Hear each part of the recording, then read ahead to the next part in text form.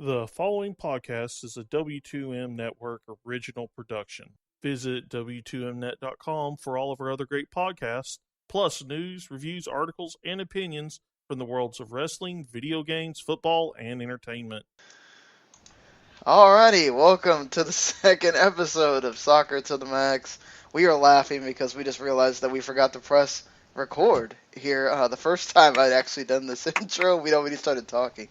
So, but anyway, we are hoping that you guys, as you seem to enjoy the first show, hoping you enjoy this one. We are once again talking about another U.S. men's national team game, as the game against Jamaica just ended about, I want to say, 30 minutes ago. And we'll be talking about that, plus some great NWSL news. They got a nice little TV deal here, plus more. And some MLS Expansion talk, because they're going possibly to 28 freaking teams. Crazy. So, guys, I am your host, and with me here, the two most awesome people to talk about soccer with here, Rachael, McKriger. How are you? I'm great. I'm happy we got a win tonight.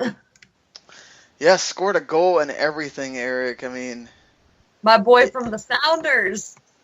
Yeah, I know. That's what I was thinking the whole time. I was like, well, I know she's happy because Jordan Morris, Seattle Sounders. Good thing there. So, Erik, are you still got some hollers in you? Holla, holla, holla, holla, holla, holla. Had to dig deep for those, but I pulled through for the sake of the show. And maybe with tonight, as I was saying, this is a part of me to where Bruce Arena's in a teeny bit of a conundrum, because he seems to be getting better at experimenting, trying to fill out a depth chart, see what works, somewhat validate his MLS player theory. And of course tonight it worked, but with where we are in the hexagonal and with the qualifiers coming up, I don't think he has as much time as he would like. But this is stepping onto some encouraging territory here. I'm good with this. Yeah, U.S. wins 1-0 off that Jordan Morris goal that we talked about. And beautiful little interplay between him and Benny Feilhaber to get that going. Rachael, I mean, do you think that they played better? Offensively, yes. Bruce, after the game, Bruce was giving all of this praise to Walker Zimmerman, who made his national team debut tonight. And yeah, he was good, but they really weren't tested much. I think Jamaica had a couple good attempts, but it was nothing really. I think the first time that Luis Robles got his hand on the ball was like in the somewhere in the 30 mark. They just weren't tested. So offensively they were much better. I think Bruce realized that he can't do a 5-person midfield. He has to do a diamond formation. Like, just the 5-person midfield isn't going to work. And the two strikers, they were good. I mean, Jordan Morris and I'm going to butcher his name, and if you're listening, I guarantee you he's not, but Juan Aguilo, they were good, but they needed time to get their runs together. It's not like watching, Josie Altidore and Bobby Wood. It's, those two aren't as familiar with each other, so they just need to take their time. But offensively, I think they did a lot better. I mean, Erik, did you, anyone that kind of stood out to you that you go, oh man, this guy might really have a shot at playing against Honduras? Really, aside from Benny and the Jets' Feilhaber, I mean, with how he was pushing up, and like I said, that one's been in my head for a while. I'm very glad I got to use it tonight. Hey, you know what? I'm never going to hate on the Elton John reference, so it's fine. But with seeing him pushing and setting up a lot of good chances, especially with the Morris goal, pinpoint accuracy into what was a 6s and 7s Jamaican defense. I would love to see more of him. And honestly, Graham Zusi improving it right back. I would love to see more experimentation and have more time to have him at right back so that way he can get better and one-on-one defending opportunities. But if he finds his way into the midfield, I really wouldn't complain, especially with how he was able to push, and again, do what he does best in setting up some good counterattacks. Yeah, like I like Graham in the midfield. I don't really care for Graham as a defender. I mean, he did well. I don't think he was tested as well as he could have been, but, it's experimenting games. It's friendlies in January camp. But, I mean, I made this point earlier to Sean, like, you've got Brad Davis, someone who's been in the league, been playing since 2009. He's a veteran. He's got loads of experience. He starts regularly for the Sounders. He's a natural right back. Why not put him in there and move Zusi up to right midfield? Because I would take Graham Zusi, put him in the right mid on a diamond formation, have Fabian Johnson on the left and Michael Bradley in the back. Doesn't really matter to me who you put up front. I mean, somebody good. But I think Graham Zusi plays better than Alejandro Bedoya, and I just think he should be a right midfielder. I think Brad Evans has the ability to get the job done. I mean, it's just, I don't understand why they took Zusi, who's only played right back twice for Sporting Kansas City this past season, and just put him in the right back. I think he did a great job. I mean, he needs to work on his one-on-one coverage, but I mean, I just don't like the move. I just don't like it. I'm not a big fan of the move either. I think this game really wasn't a showcase to really tell you much of anything for the defenders as far as they're making like great positional choices and stuff like that, because there wasn't many times where as Rachael already talked about, Jamaica really had possession in the United States half anyway, until the end of the game where they were really trying because they wanted to get that point. But and the sad thing is that a couple of times that Ducey was there and had to play some kind of defensive position, like Rachael said, it's a turnover and then he's caught one-on-one and he gets blasted because the Jamaican offensive player is he's a heck of a lot faster than Graham Zusi is. But that's the problem is, Honduras, Panama, they're not just those are players that are quick. They know what they're doing on the ball. They are much better than Jamaica. I don't want to hate on Jamaica here, but honestly, Honduras and Panama have historically much better players come out of there, and just the way that they play, they have such a understanding because they grow up playing it there and everything. So I worry about having a liability there at right back when you've got those.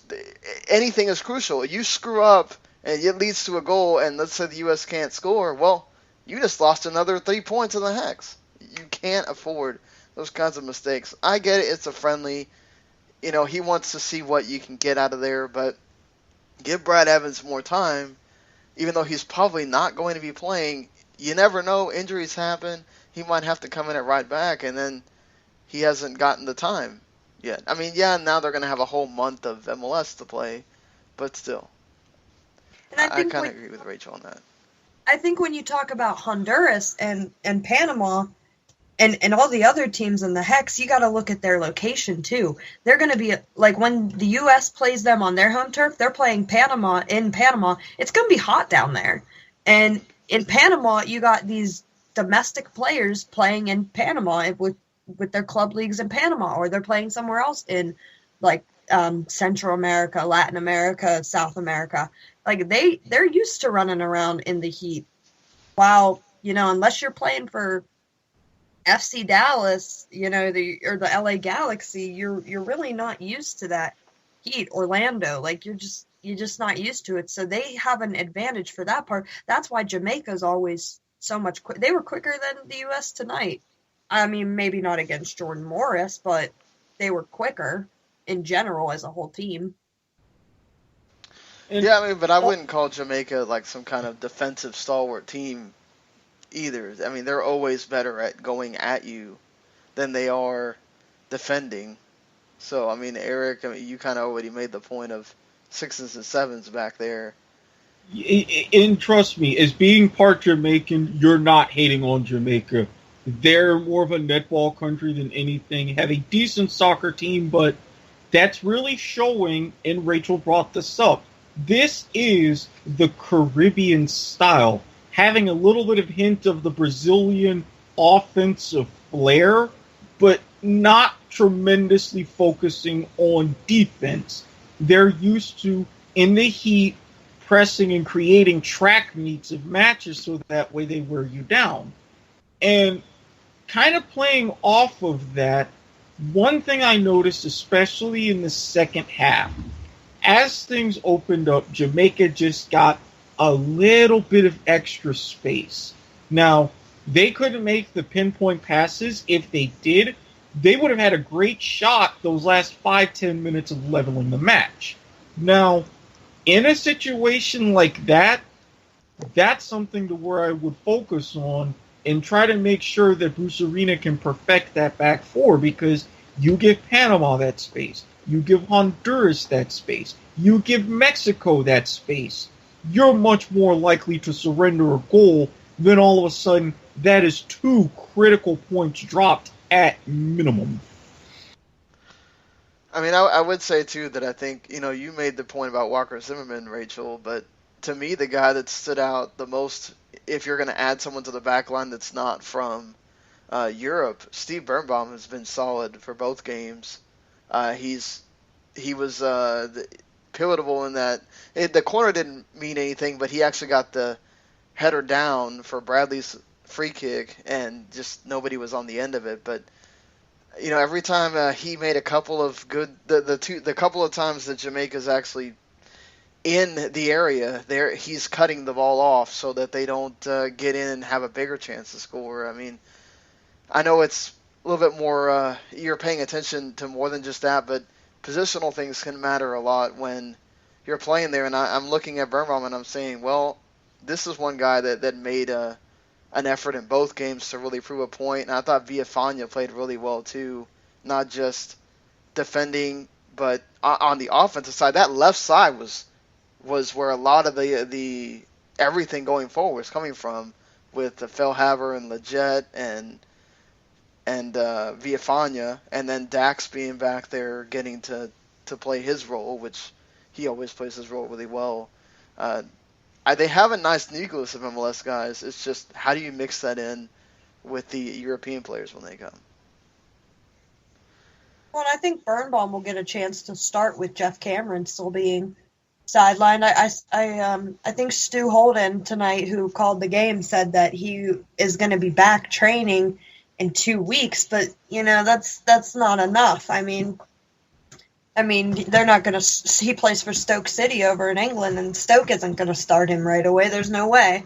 I don't think you can start him. So I think Birnbaum should get the nod. Either him or Omar Gonzalez.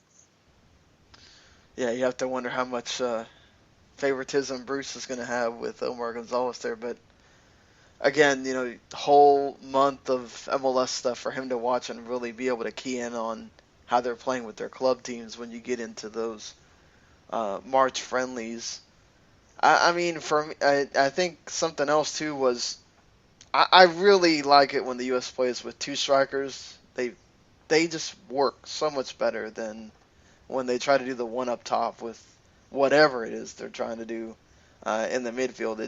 It works.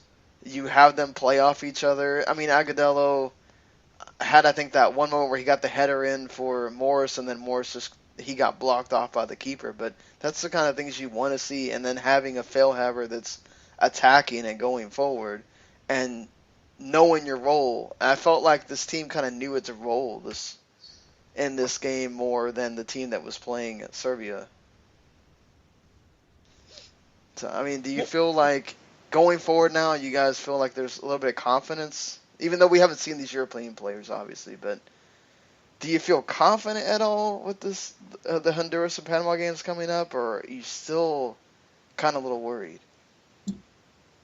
I'm confident because we'll have our European players. I mean, I don't think you can play these qualifiers.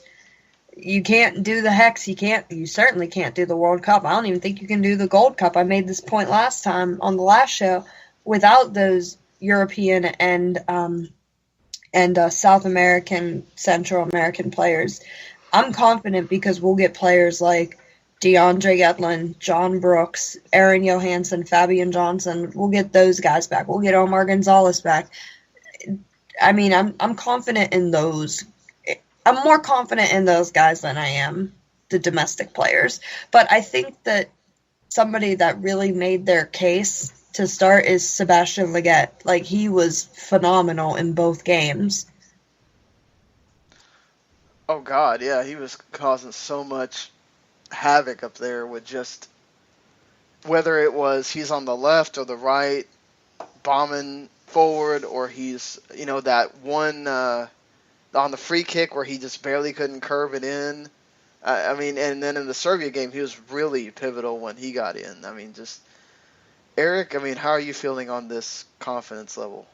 You took the words right out of my mouth with Leggett, and I have a bit of confidence, but it's tempered because I see what Bruce Arena was getting at with wanting to showcase and see, yes, MLS is better than we think. Yes, we can provide strong MLS players of a quality caliber for a national team, but now the challenge is going to be, and as Rachael said, we're getting a lot of European, South American, Central American players back.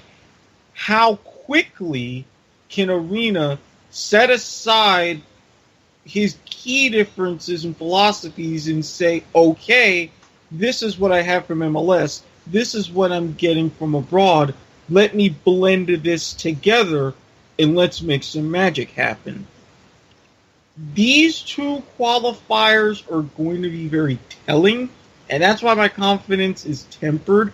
If we walk away with 2 points, I'm going to lean towards being more disappointed. But if we can walk away with at least 4 points, I'll be nodding my head a little bit, saying, okay, he's getting the right idea and he's adapting to how the international game has changed since he's been away.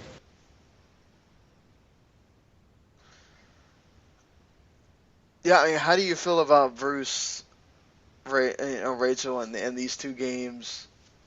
Like, do you feel like some of that old stuff is still kind of there with him, or is he really open to this understanding of, okay, he wanted to be more aggressive in this game. I felt like they were more aggressive. I wonder if when you get those qualifiers, is he still going to be that way, though? I would sure hope so. I mean, I think it's hard to grade a player or a coach during the January friendlies because of how lax they are. It's just like, it's just a test to see, how they're doing, how they're coming along. Can they keep up at that pace?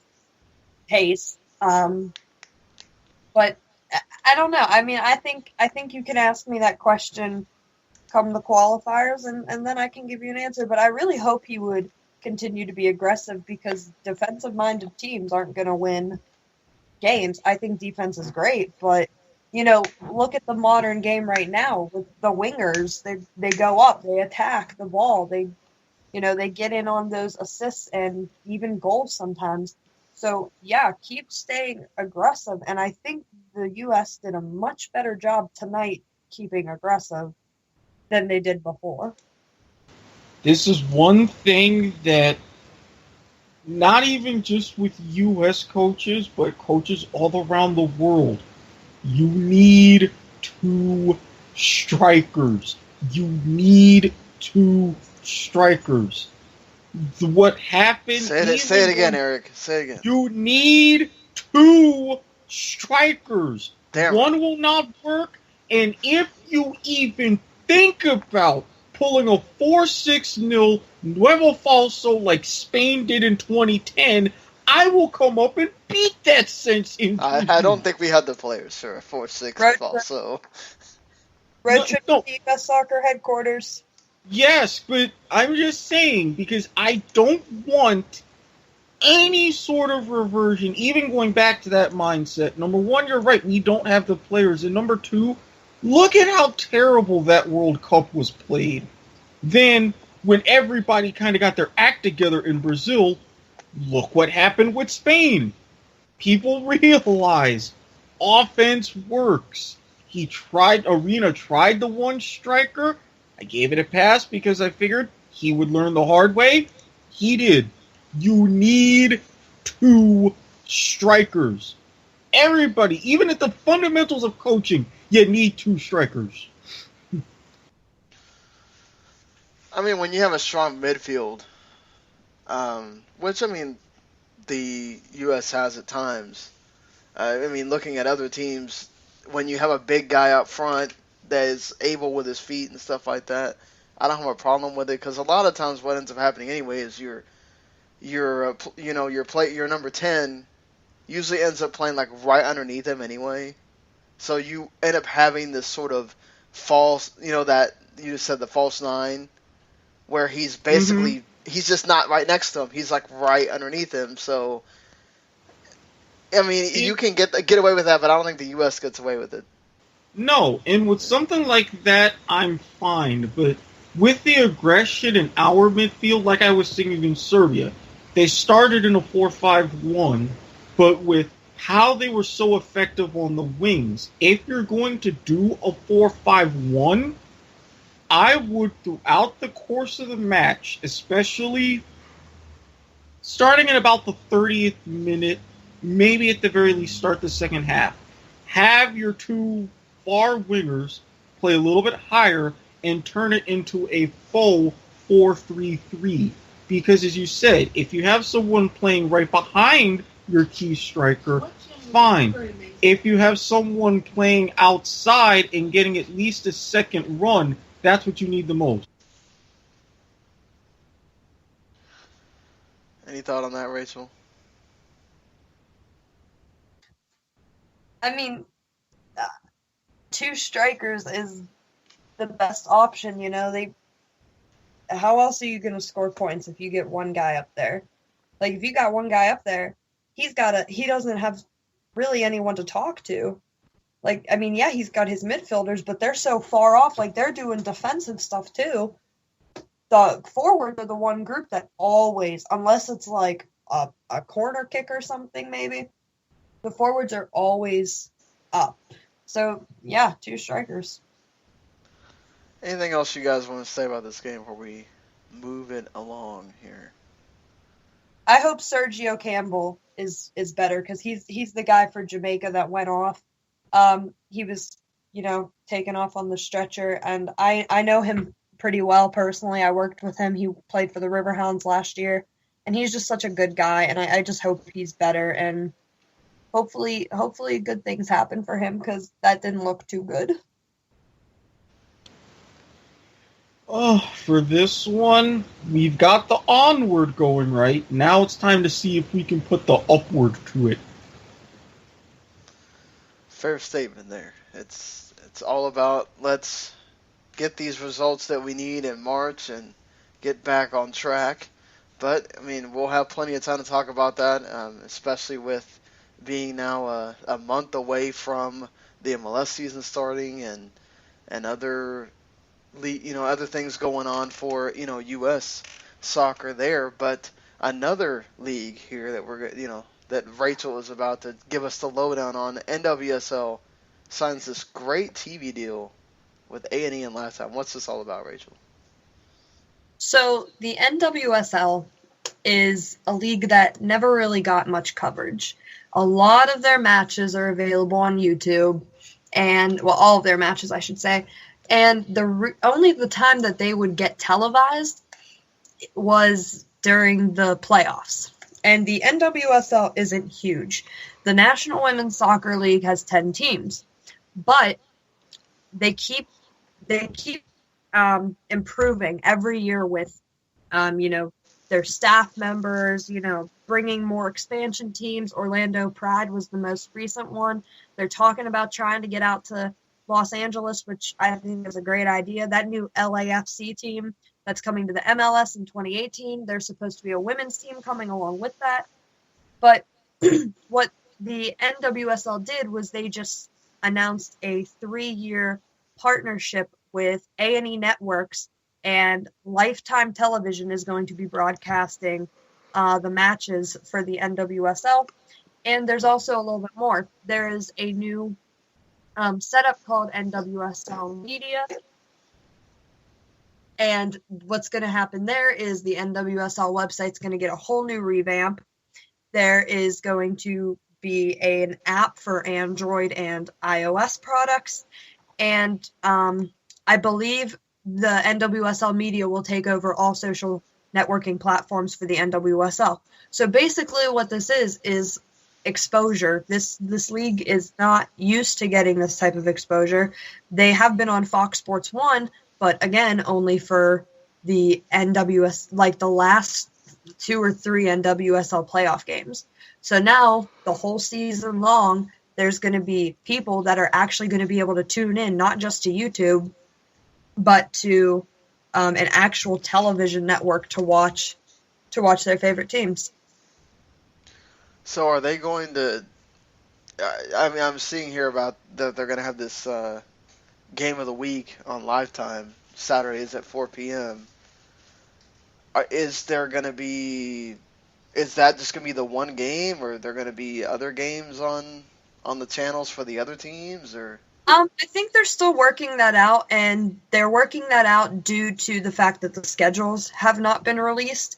But another thing that is going to happen is there's going to be a pregame show, a halftime show, and a postgame show, which has, unless it was the playoffs with Fox Sports 1, it just never happened. So I believe whenever they get their schedules figured out, then they'll get the other stuff figured out. But really, you can't do much until the schedules are out. I mean, so do you think that we're going to get more people watching this now? Is this really, I mean, obviously it all depends on how the promotion hits and everything, but I mean, obviously, I feel like I need to start watching it now having a daughter, I want her to start playing soccer at school, so I want to be able to show her, hey, look, there's girls like you playing at the highest level.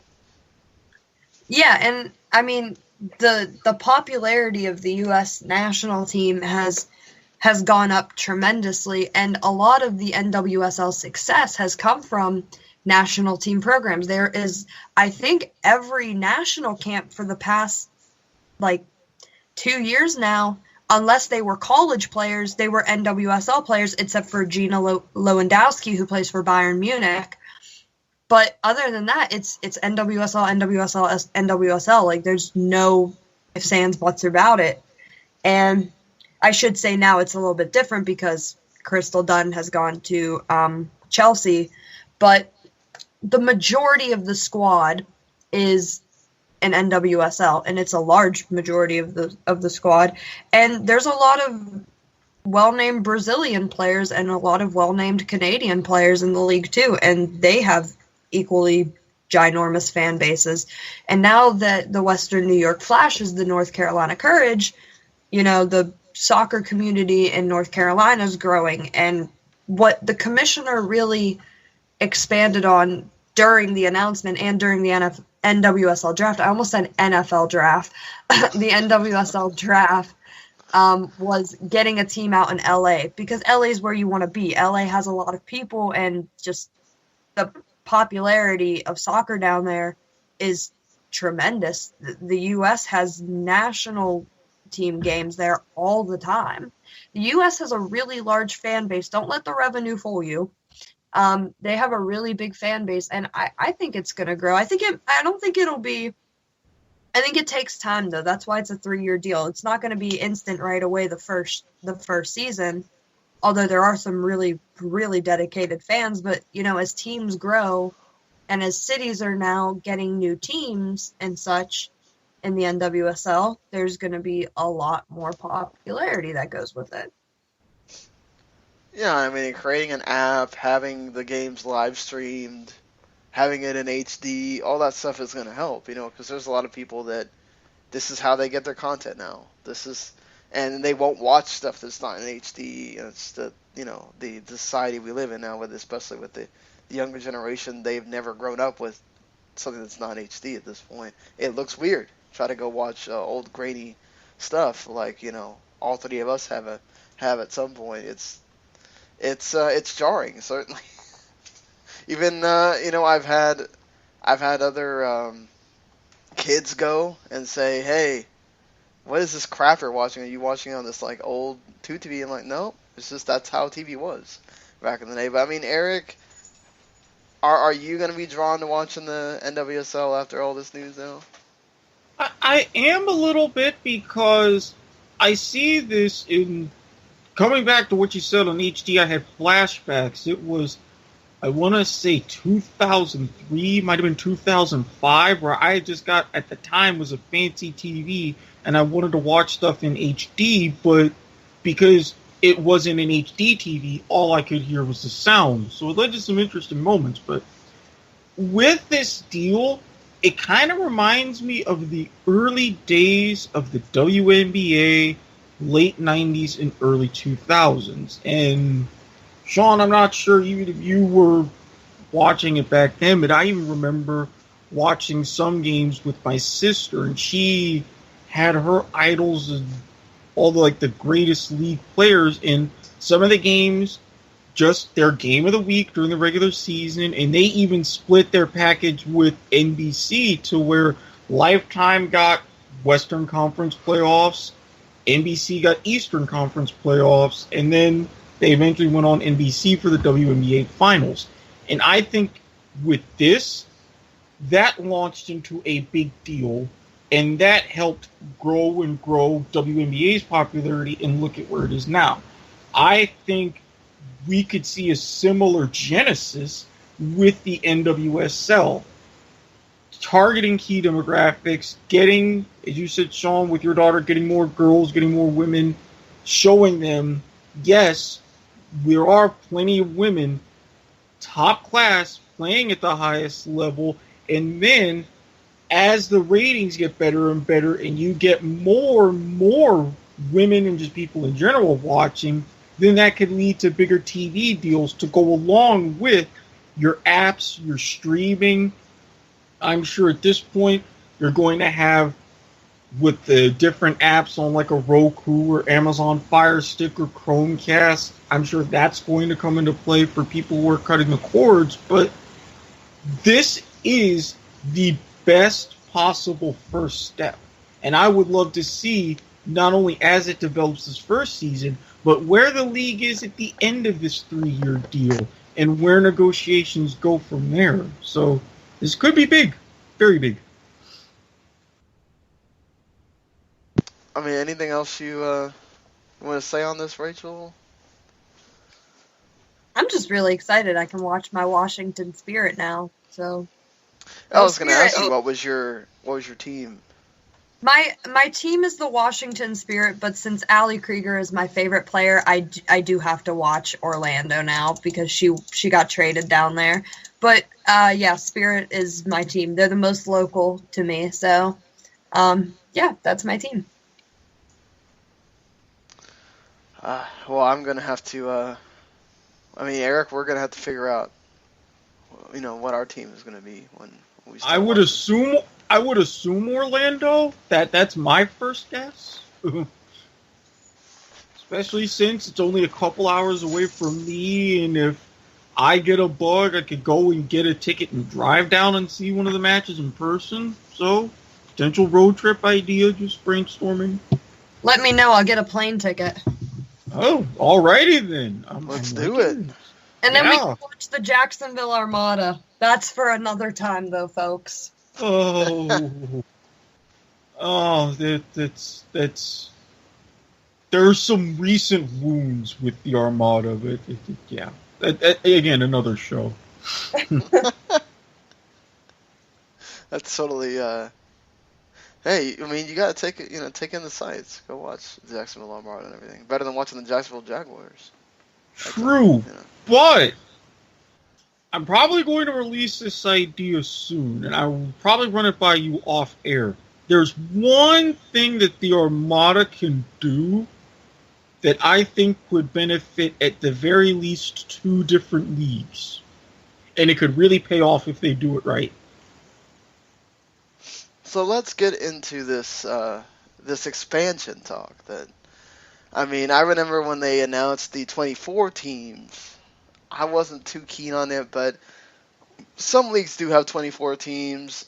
It's okay. It'll work. 28 teams now. My goodness, we're getting into... I mean, MLS has always played by its own song, right? They don't try to do the, let's emulate what Europe does. Let's basically make this the American soccer league. We're going to do everything that American sports do. But look, I mean, there's 10 cities vying for 4 spots here. All things considered, that Miami still does something ever. But Erik, I mean, this kind of touched the chord with you. What? Personally, and I've seen from past experience, no matter what league you are, and yes, this even applies to the NFL, for the longest time in math, in economics, and all these things, I've studied about the point of diminishing returns, to where you've hit your peak amount of extra value that you can add with extra units. Now, to me, the point of diminishing returns has always been 16. A lot of teams, especially if you're not one of the big 3, big 4 sports, you're going to have a hard time, and even they've had hard times maintaining and growing beyond 16 teams. Then once you get from there, I think you should cap a league at 24, because at that point, you're talking about the length of the season getting too long. You talk about diluting your talent pool way too much. And if you get beyond 24 teams, you're going to have a hard time finding some decent markets that are going to add any sort of value. The NFL, to an extent, has struggled, but because they're the league that's too big to fail, they've survived. The NHL has struggled. The NBA, they're not going to admit it, but even with some of their markets, some of their long-time markets, they've kind of struggled. Major League Baseball's been the hugest casualty. They've struggled, and I think MLS is going to fall into the same trap. Now, they've released the 12 cities that have put in bids. Raleigh, Charlotte, Tampa, St. Pete, Phoenix, Indianapolis, Detroit, and a couple of others. I look at that and I think, okay, some of these cities can work. A Detroit, a St. Louis, one of the cities in North Carolina because it's a soccer hotbed, fine. Tampa, St. Pete, I'm not too much in love with because MLS has already tried that with the Tampa Bay Mutiny and it failed. But I think you get to the certain point, Minnesota, they could potentially work. Atlanta, teams with built-in very strong fan bases, fantastic. But there's got to be a point to where you just have to stop. I do want to bring up the point. I think San Antonio should be putting that too, because I think it's their USL or team does really well there, and they've been wanting a team for a long time. Mm-hmm. And it can work. You can fit the Alamo Dome or what have you, but again, you're still having they're a very good example, like in Orlando with becoming Orlando City. Great town, great atmosphere, but how many more of those are you going to find? As is, Miami, it's practically built in and everything, but look at the struggles that you already have. I mean, yeah, they have struggles with obviously teams not not performing well in the stands, and then you don't perform well on the field, and you have less of a chance of those stands filling up because the team's is not good. I mean, Rachael, what do you think about expansion and any cities that you're saying, oh, we need to have a team there? I don't like going 28. I think they're fine with, where they're at, honestly. I think following and it's not even just European model, it's literally everywhere else. Following that model is working out well because, you got, 18, 16 clubs. I don't think they really go over 20, and it works. It's not as complex. I mean, I can't even imagine what seeding is going to be like for the playoffs. I don't even want to think about that. I'm already getting a headache. Oh, trust me. I have a plan for when they do that. I've had this diagrammed in my head for about 3 years. And, Rachael, you're right. With the European-style double round-robin league, the biggest that any league got was 24 teams. That was in Brazil. They had to scale back because they went on a full round 46-round championship schedule. And you're talking about massive fixture congestion with the Copa do Brasil, with the Copa Libertadores, and with your state championships, which were a big deal back then. They realized it was a mistake. They trimmed down to 20. And I still personally think they need to abandon the double round robin format just for their sake. But yes, that would just be way too many. But, Rachael, especially to you, don't consider it in terms of seeding, but when they get to 24 teams, how would you feel when, like back in the day, they went back to divisions? Oh.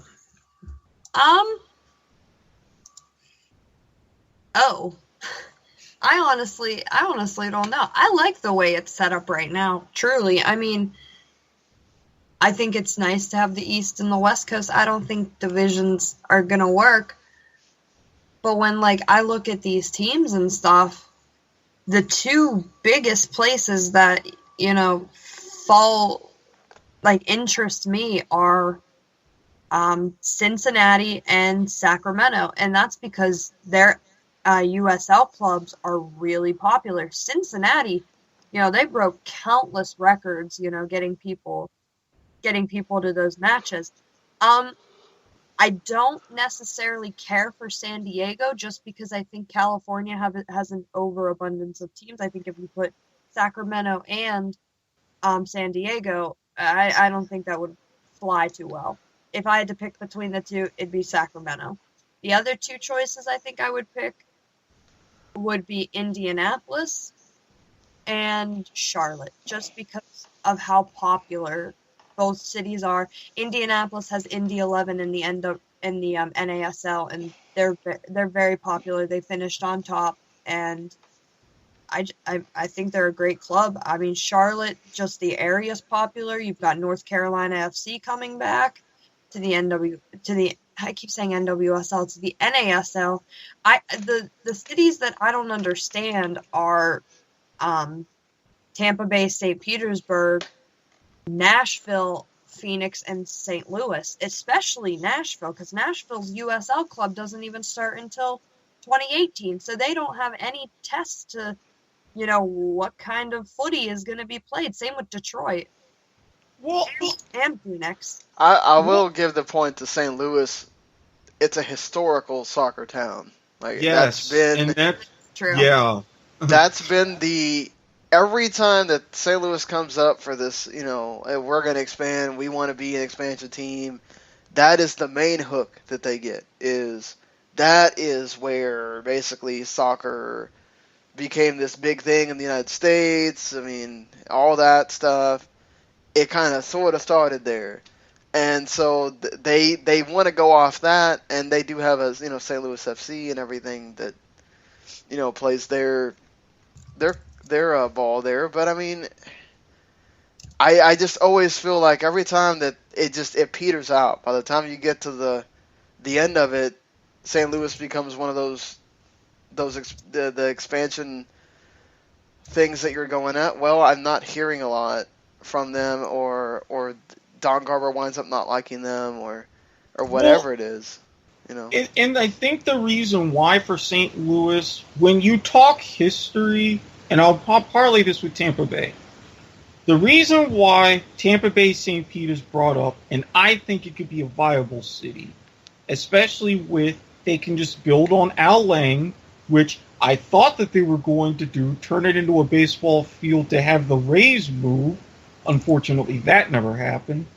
But they have their history, a very popular history, dating back to the original NASL in the 70s, when they were contenders winning championships, and everything is there.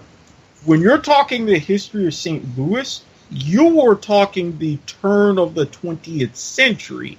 As Sean said, that if you're going to pick some of the cities to where soccer even originated in the U.S., St. Louis is top of the list. I think the reason why there's skepticism in St. Louis is because they're a Cardinal town. They are a die-hard Cardinal town. When the football version of the Cardinals left for Phoenix, they were bummed out, but they really didn't care. Then you had the Rams come in, eventually win a title, get to another Super Bowl, but then they petered out and leave because everything revolved around the Cardinals. And I think Don Garber's playing that smart and saying, okay, show me you can care about something else other than the Cardinals, and yes, I will consider it. That way, so if you're bringing up amongst those two cities with history, Tampa Bay is going to get a leg up because they have, while less history, it's more passionate. And I think the MLS learned from their mistakes of being there before. And I think if they use the Rowdies brand, like a lot of these other teams coming up from USL and NASL do, it can work. I think that's fair. I mean, Orlando proved it that you can have soccer in Florida. I mean, it's still the jury's still out on Miami, but I'm more tepid because of the history, the bad history, and just Florida in general is really bad about, okay, the team starts sucking, we're not supporting them. I mean, soccer is a bit different in that you get a lot more passionate fans and they'll be there whether, the team stinks or not. But I just feel like, look at the Rays. I mean, the Bucks have started to become, good again, so people are going, but would they really support that team regardless, and be there and make it a viable thing? I mean, go ahead. No, I was going to say, on top of all of that, not to mention weather. Mm-hmm. Yeah. It's, when you're getting to the summer months, especially up here in Jacksonville, down in Tampa Bay, it's even more notorious. You're dealing with lightning. You're dealing with humidity. You're dealing with the blazing sun. If you only have a half-decent team, you're not going to put yourself in those conditions for a couple of hours once a week to go and see them. If you're a great team, absolutely it's not going to matter, but that's something that I look to, having lived here and being a Florida sports guy, that it's one of those things that no one really talks about. I mean, I do like y'all's thought on Raleigh. I think that's going to probably be one of the ones that does get picked, just because of it's such a like you got a soccer hotbed. They're bringing back that North Carolina FC. I really like Raleigh. They're probably going to do something in the Midwest. So Cincinnati is there, Indiana. So let's make predictions here. Whenever, I mean, they already the deadline passed for people to make bids and have all the final papers in, and I guess we'll know at some point during the season, or perhaps even before the season, if they're going to go ahead and pick all 4 teams, or they're going to pick a couple and then wait on a couple, or what are they going to do? If you had to make a decision, say you're Don Garber, you're picking the 4 teams. What are your 4 teams? Erik, you go ahead first.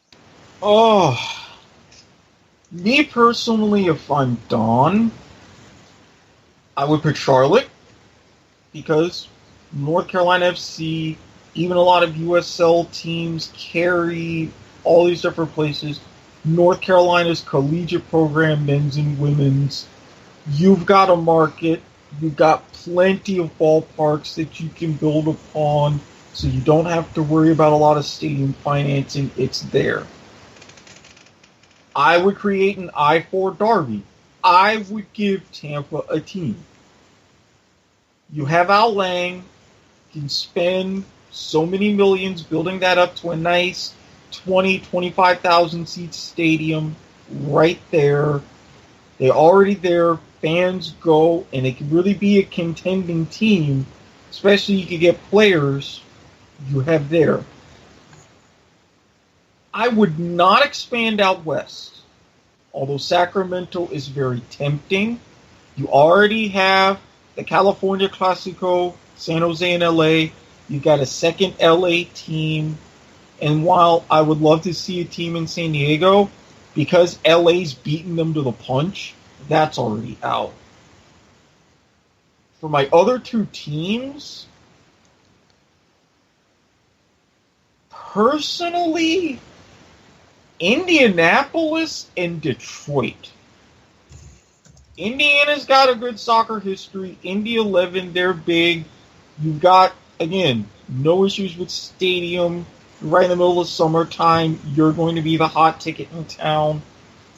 And the reason why I also say Detroit, you can do something if you don't want to build downtown or near the heart of Detroit.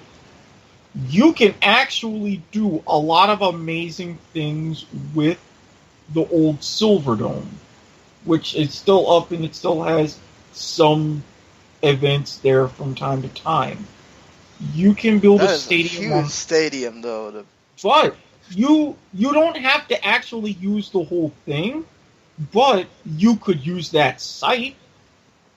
You can easily use that site. That's what San Diego would be tempted to do on the side of Qualcomm.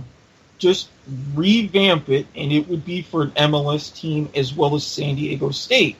So if you could do something with that, you wouldn't need 50, 60,000 seats. You would still need 30,000.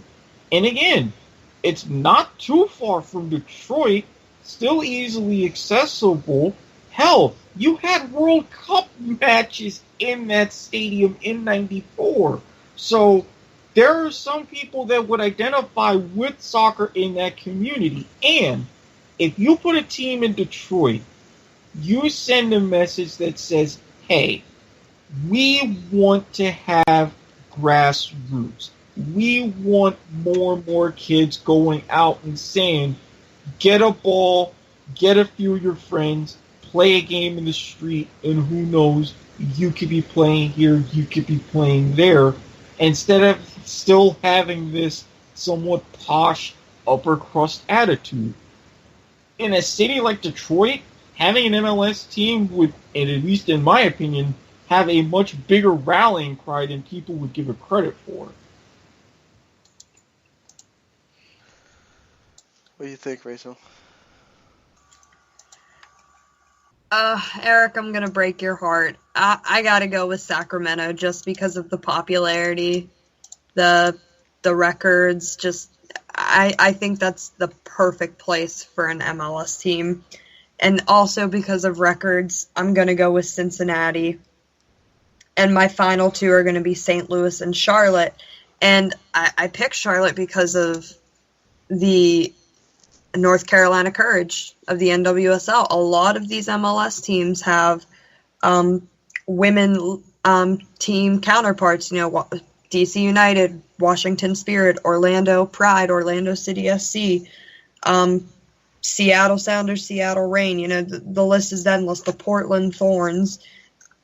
I think having the ties with the NWSL and the MLS is going to help both leagues. And I think any one of these cities, especially a city like Sacramento and St. Louis, could easily have a women's team. Now, with Sacramento, who would you have as their rival? Their rival? Yes, because if at that point you're adding another California team, people would want to have some sort of derby, especially if slightly leading San Jose Earthquakes being right nearby. Would you go with one of the LA teams? I mean, how would you eventually brand and set that up? I would probably put San Jose against Sacramento because I think both of the LA teams are going to want to, have a head-to-head with each other. Oh, yeah, for sure. That's going to be a thing. Yeah, the LA Derby would be back, and this is why I say, if they get to 24, I would love to see where all 24 teams would be, because I would keep East and West conferences, but instead of a 12-team conference, I would split it up into 2 divisions of 6. I've already got a preliminary mathematical schedule going on in my head. I have to work out the final details, but it can work.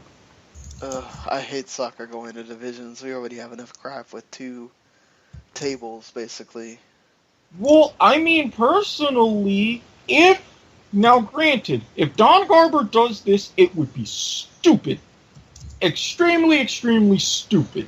But, as the NASL expanded, especially in the late 70s, they took a page from the NFL.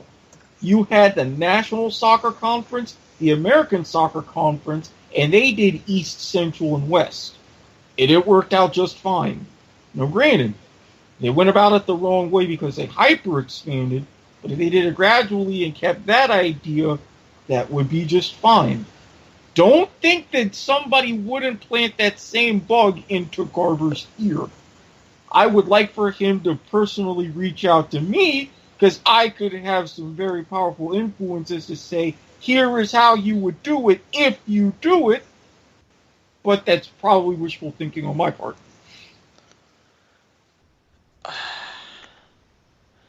I think we're just now starting to grasp this thing of...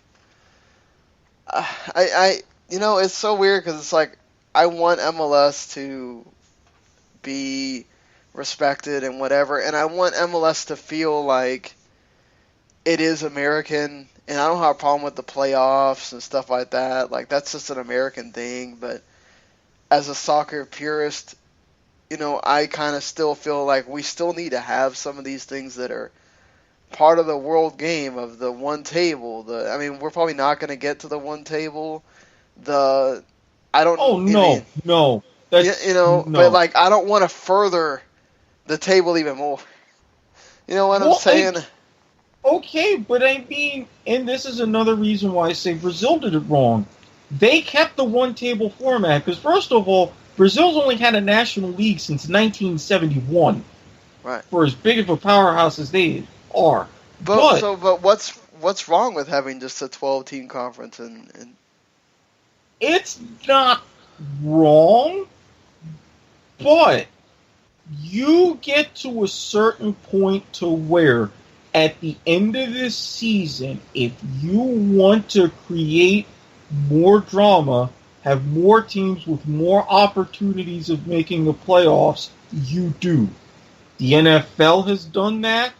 Major League Baseball has done that. The NHL really were years ahead of their time in doing it. The NBA has done it.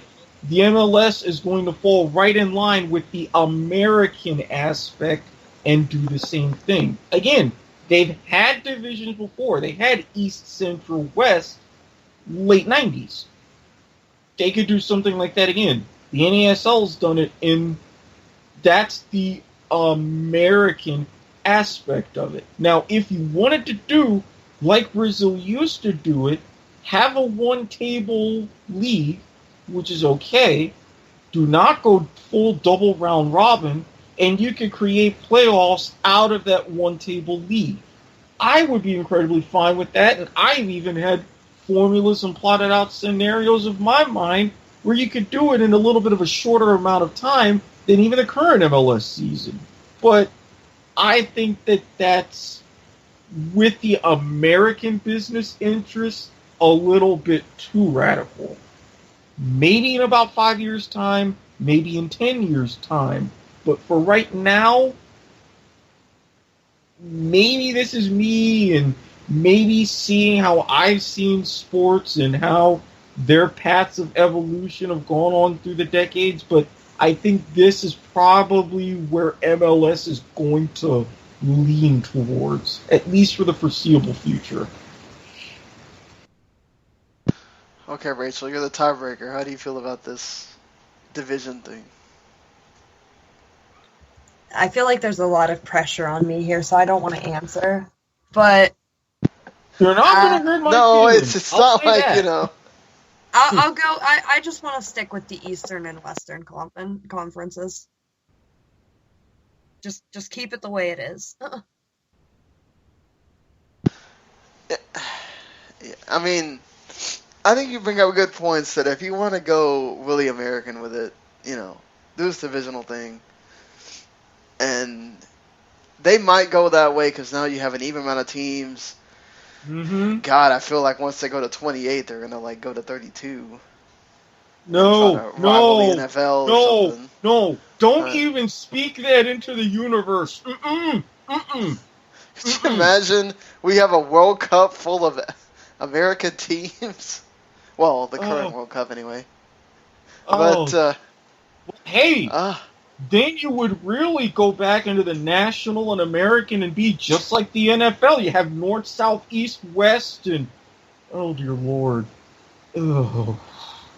Oh, that's giving me a headache.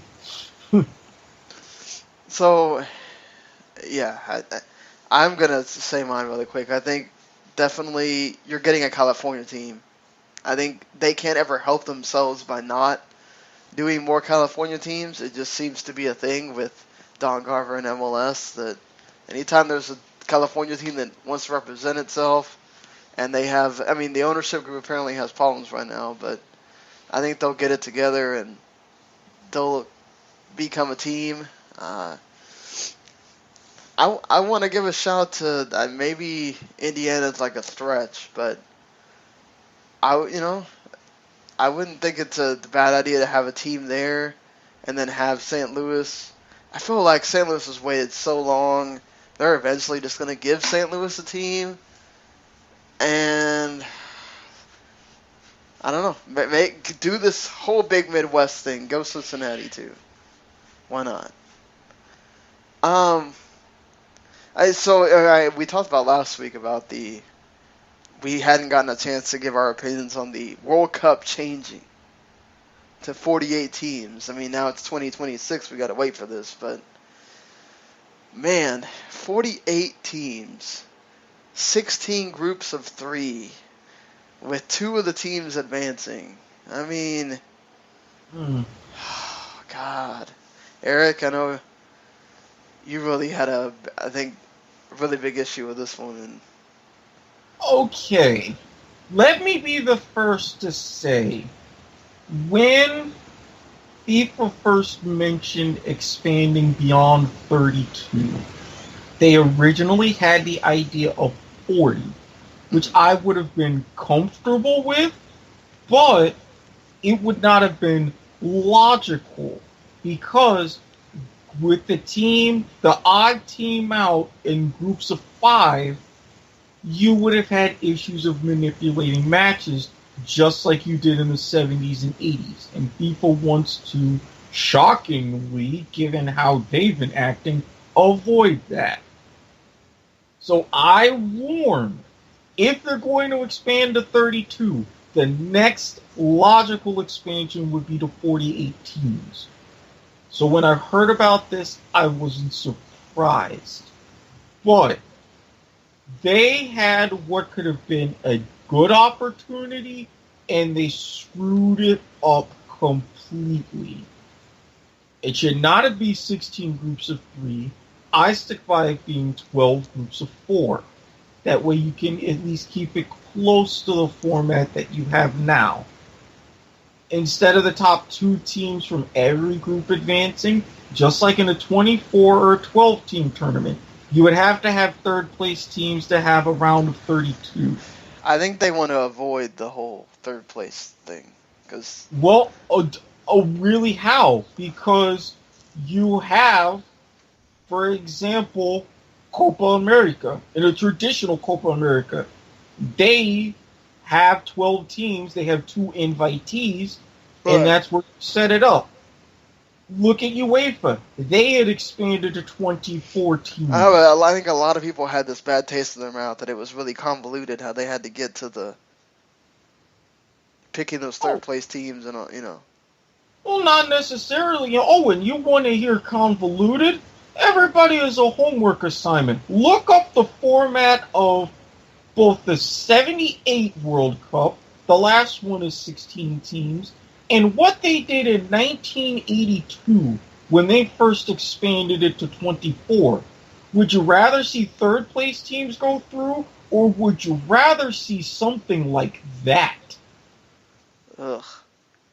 Exactly. And if we want to play that game, I could tell you how you can avoid third place teams going through. And I have a format in my head of how they could do it with 48 teams.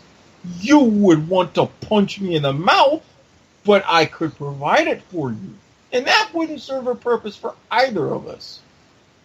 There are these things that, unfortunately, if you're trying to follow the train of expansion and looking at it at sheer numbers, it's got to happen. Rachael, how do you feel about this 48-team World Cup? I think it makes World Cup qualifying less exciting. Like, everyone loves, if you're a U.S. fan, everyone loves the Hex. It's so entertaining. Right now, it's not very pleasant. We'll see what happens in March, but I just think it makes it less exciting. I think it makes the group rounds, I think it makes that less exciting. And I don't know. I think the World Cup won't be as exciting until you get narrowed down in the elimination rounds to 16, 12 teams or something. I don't know math, so, around that ballpark. Well, with the 48, they would have the first knockout round as a round of 32, and then a round of 16. Yeah, that does. I wouldn't be that interested until the round of 16. Well, okay. What about this idea that's popped into my head? First of all, I'm also not fond of how they added the extra allocation spots based upon confederation. That, to me, was a little unfair.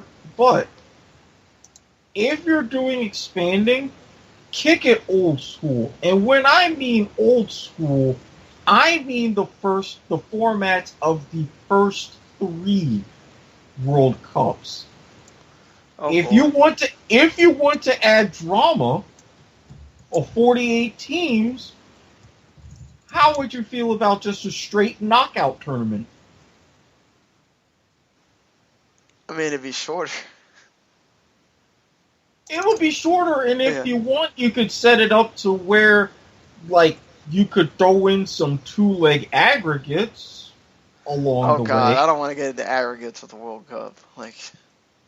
Well, hey, if you really wanted me to be diabolical, I was half tempted to throw out a best of 3, but then people would really hate me, so I'm trying to be nice. The knockout thing would make it pretty straightforward, right? Okay, you know who you're playing. You prepare for that team for years or whatever, however long it is. Yeah, after you have your qualifying, you have that several month gap and say, all right, here's the bracket, just like how they have the World Cup draw. You announce the bracket, and they'll give it almost a March Madness feel. You have these cities hosting these matches in the country. These are your brackets. You have at it. I like the group thing, so I'd kind of want them to keep that for sure. Yeah, I'm totally with Rachael, though. It's like, okay, well, we know the U.S. is going to get every time now. Like, there's going to be no drama to the U.S. or Mexico or... Like, how fun was that last go-around with Mexico? Almost not getting in until we knew they were going to play New Zealand. And then we were like, fuck it. I was cheering and ecstatic. And it was really... I have to say FIFA did a disservice in changing the intercontinental playoffs because Don't they interchange those, though, every time it's different? They do the opposites? Actually, no, because how it used to be for the longest time, it was CONCACAF, CONMEBOL, and Asia, Oceania.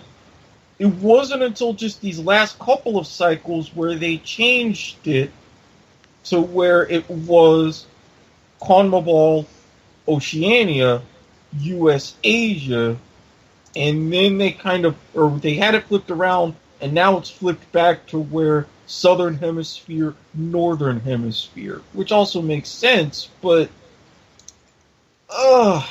it did kind of take away that little bit of extra drama because with New Zealand, like my friend always joked, you're playing against a team of full-time mailmen. How hard is that really going to be? I mean, kudos, yes, they made it once back in 2010, but we would all agree that was a bit of a fluke. Well, that's because that was the first time that Australia went over to Asia.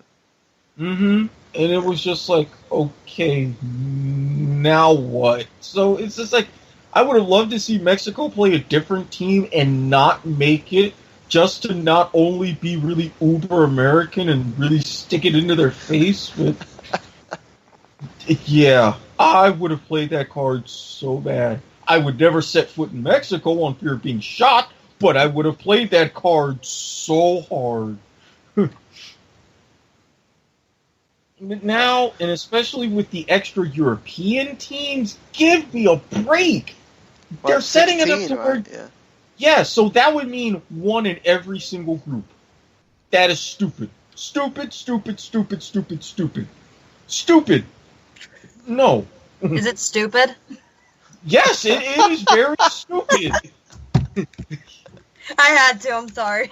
Hey, I set it up for that one, so that's more than okay. I agree with you too. I wonder if they would switch it up to where they could play each other, because that'd be ridiculous. To like, okay, well, you're guaranteed that a European nation is going to probably come out of almost every group.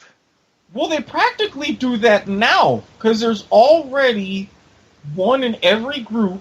In, I think 5 groups have 2 because it's 13 currently. What? Yeah, so yes, one in each of the 8 groups, and 5 of the groups have 2. So they're already giving Europe, which only has 54 national teams in it. Now you're giving them even more of a free pass. Oh, give me a break. But it is where a lot of the best teams come from, so... And? That's what... I mean, they had... I agree with you, but this is their logic, right? They want more great matchups between European nations because... But don't you think that even, yes, you're getting more great matchups, but it's getting to a point to where they're the only matchups.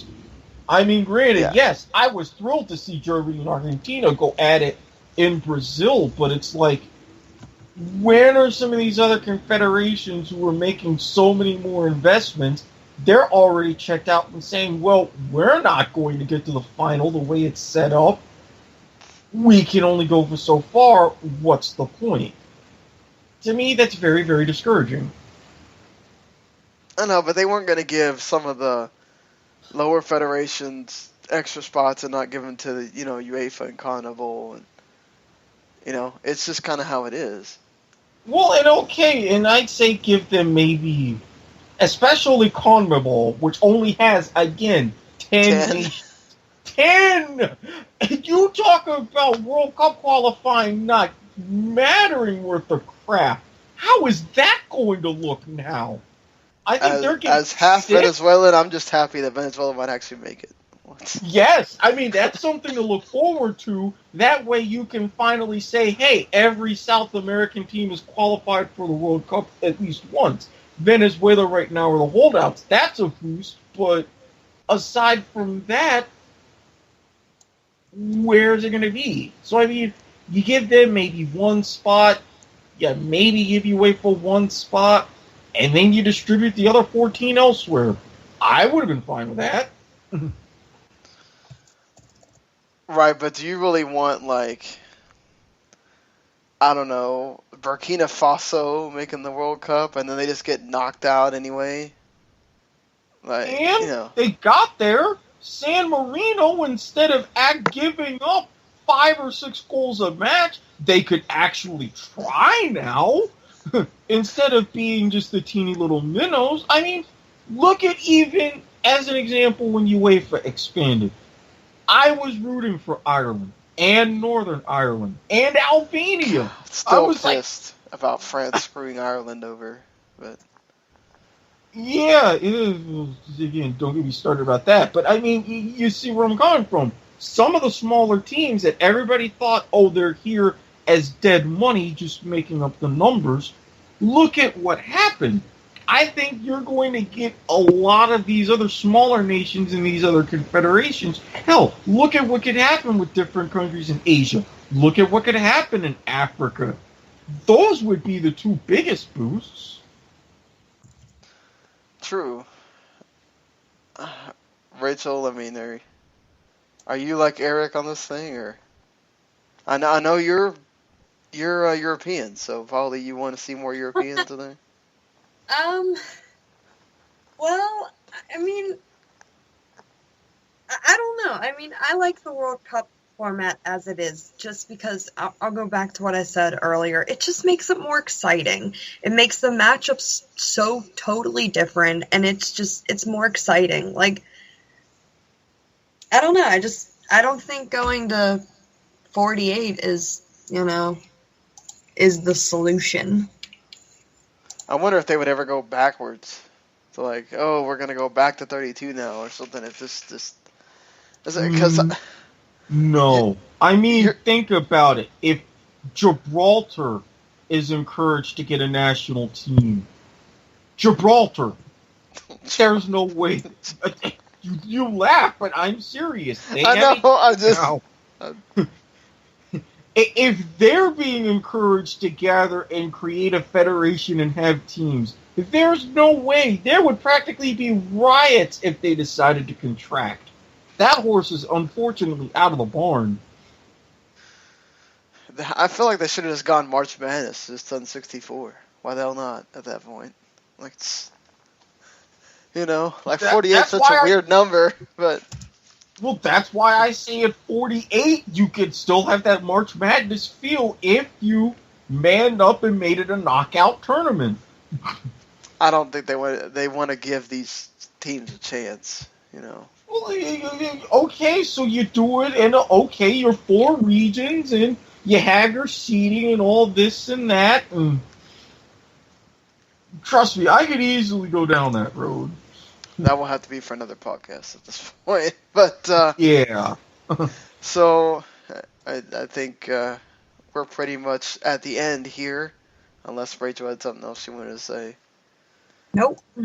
Okay, so we are at the finale of episode 2 of Soccer to the Max. Hopefully you enjoyed the show here and learned about the MLS Expansion, NWSL. Go watch some NWSL this year now. Support them. Get them some good TV ratings so they can keep that deal going. Because nothing sours a deal more than low ratings. Hashtag move those needles. Unless you're MLS, then you can just. Has there I need to go research that if their TV ratings have really gotten better or not, because God, I remember the first year of that deal. Oof. I love how ESPN3 they were supposed to have their own corner of ESPN3, so they wouldn't even have to have MLS Live, and that's never materialized. So that's because look at what ESPN3 has done.